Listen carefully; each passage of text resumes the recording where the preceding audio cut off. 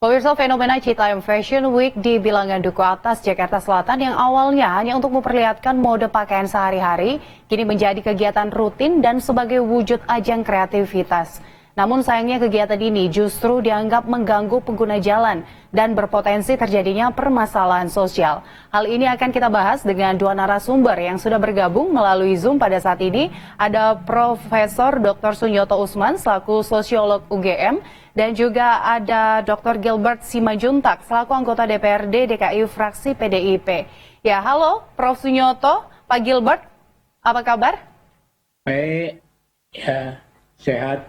Baik, semoga sehat selalu. Saya ke Prof. Sunyoto terlebih dahulu. Ya, Prof, ini fenomena Citayam Fashion Week ini kan sedang ramai diperbincangkan ya, Prof. Sebagai seorang sosiolog, pendapat Anda seperti apa? Ya, pertama ini fenomena urban ya. Fenomena urban itu memang sifatnya mudah diikuti oleh banyak orang, terutama didukung oleh media sosial gitu ya. Nah, saya kira kalau dari satu sisi seperti sudah dinyatakan banyak orang, ini adalah sebuah ekspresi estetika, ya. Ada kreatif, bahkan kemudian ada salah seorang menteri yang mengatakan ini potensial menjadi industri kreatif di Indonesia. Boleh saja lah, tapi yang jelas ini sebuah kegiatan ini ditandai oleh kebebasan gitu, kebebasan tanpa ada pengelolaan yang jelas, kemudian diikuti oleh berbagai macam kelompok masyarakat, terutama saya kira lapisan menengah ya yang banyak. Dan terjadi semacam monopoli dan manipulasi ruang publik gitu. Karena kemudian terlihat jelas yang dirugikan adalah pengguna ruang publik, terutama adalah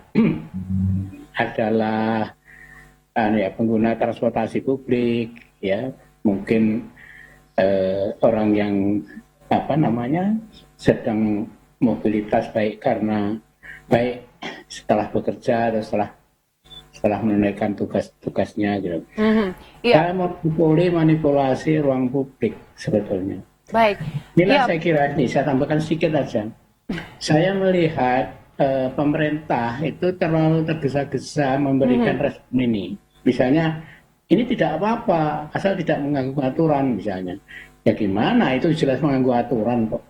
Seharusnya pemerintah tidak keburu-buru memberikan alternatif-alternatif itu, malah mungkin dia lebih arif kalau ini dikaji ini apa, ini keinginan apa, ini opportunity apa. Itu saya kira komentar saya, Mbak.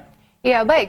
Prof, kalau kita lihat tadi Profesor mengatakan bahwa ini jangan terburu-buru untuk regulasi. Mungkin seperti saat ini CFW tersebut sudah dihentikan, sudah ditutup karena dianggap mengganggu lalu lintas, mengganggu pengguna jalan. Tapi lagi-lagi sebenarnya kegiatan ini adalah bentuk dari ekspresi remaja-remaja di sana ya, Prof ya. Nah, menurut Profesor sendiri, seperti apa sih Prof seharusnya? Apa yang harus dilakukan supaya kreativitas ini tidak berhenti di sini saja? Karena ini kan merupakan potensial industri kreatif ya, Prof ya?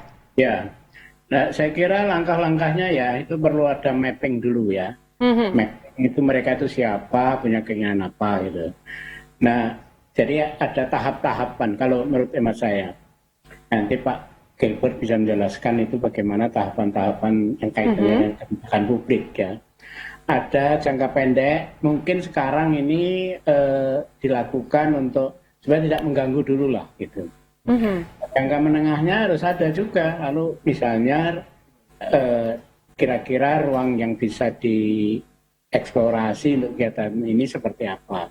Termasuk kemudian jangka panjangnya seperti apa supaya ini sustain ya, supaya ini betul-betul ekspresi ini adalah gambaran dari bagian penting dari industri kreatif di Indonesia. Kebijakan itu menurut saya harus bertahap ya, tidak bisa mendadak, sontak, semuanya harus diselesaikan dalam waktu yang pendek. Baik. Prof. Sunyoto, ini kalau kita bilang nanti saya akan tanyakan ke Pak Gilbert ini seperti apa langkah-langkahnya. Tapi dengan kreativitas yang sangat bebas ini, tapi berpotensi juga nih Prof.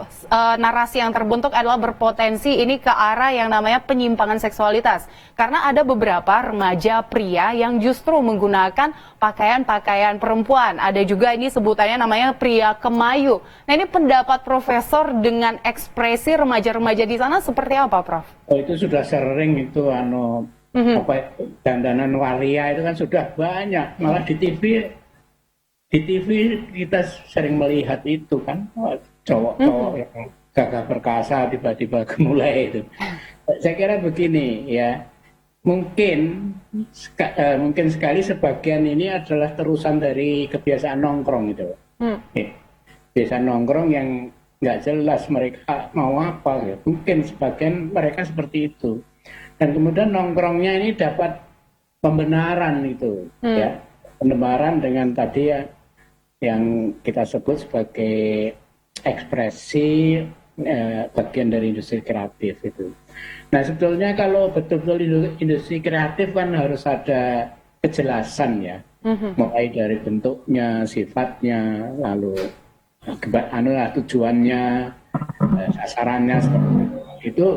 Bagaimana strategi mengembangkan industri kreatif itu, saya kira literatur sudah banyak itu membantu.